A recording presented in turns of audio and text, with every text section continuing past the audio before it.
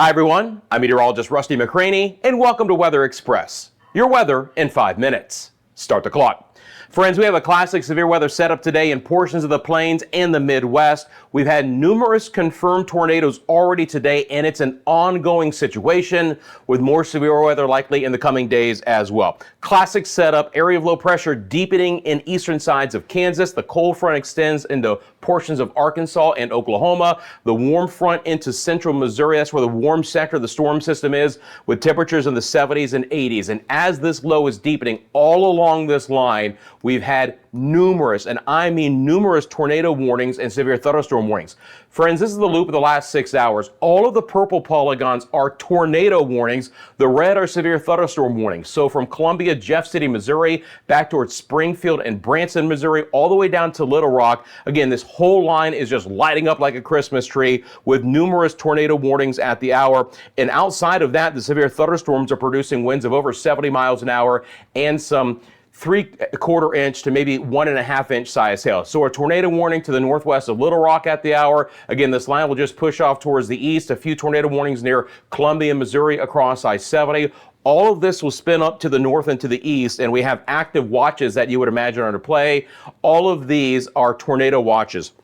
Most of Arkansas, most of Missouri, and the western sides of Illinois under these tornado watches. So again, all of this active weather kind of just moves off to the east the remainder of the day. Those are the main threats: the rotating storms, the tornadic activity, 1.5 inch size hail, and some 70-mile-an-hour winds. Take a look at what this looks like on the visible satellite imagery here, guys.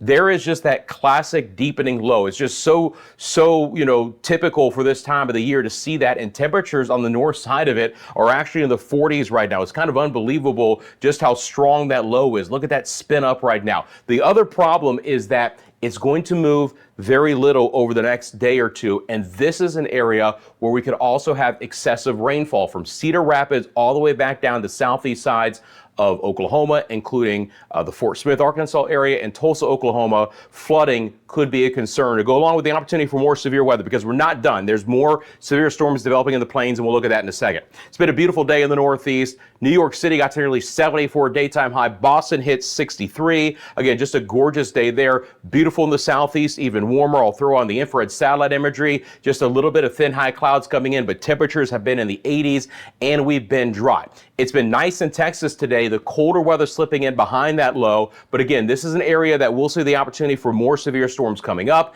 It's been very windy, even outside of the severe thunderstorms, 20, 30 plus mile an hour winds here. We've actually had some very interesting weather up to the north right now. Let me just kind of do it like this. We're starting to see some thunderstorms developing in Big Sky country in Montana, but there will be some colder air that'll be coming in to try and turn that into a little bit of snow. And even as this low tracks farther north, it could tap into some colder air in the western sides of the Great Lakes, and that could turn into a little bit in the way of some snow over there as well. So let's bring up the active advisories right now. And again, the yellows are the tornado watches, the red are the tornado warnings, the greens are going to be your flood threat. That's going to be continuing to be an issue there.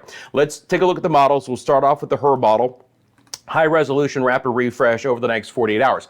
Again, this low actually tracks quickly to the north. Watch this track all the way up into portions of Minnesota and Wisconsin. You see a little bit of white there. Will turn into some snow for the UP of Michigan. But obviously in the shorter term, it's what this curly Q does and the line of severe storms for Illinois, maybe into portions of Indiana and the western sides of Kentucky and Tennessee. But obviously at this point in time, it's going to be Missouri and Arkansas under the gun. Now, I mentioned the storms in Big Sky country. Watch that colder air spiral in with that low right along the Canadian border, and that will turn into a little bit of snow there. Now, the interesting thing is behind all of this, it's this area that will be the next in line to see the opportunity for more severe storms. The risk for tomorrow moves east, but it's just a general risk for thunderstorms. Right now, we have no outline risk from the Storm Prediction Center for storms as far as being severe, but from the Ohio Valley back to Arklatex, that's the best chance for storms, Big Sky country in the northern plains.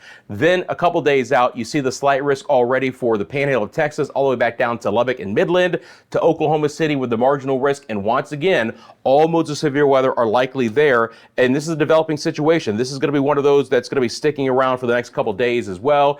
And this produces that heavy rainfall. So a couple of different areas, low pressure, all of these grays to pinks, 5, 6, 7 inches of rain, Oklahoma, southeast sides of Kansas, and into Missouri. And yes, there'll even still be a little bit of snow. I mentioned the northern sides of Wisconsin, the UP of Michigan, and behind that area of low pressure with the storms right now, we're going to get some snow flying back into portions of Big Sky Country as well.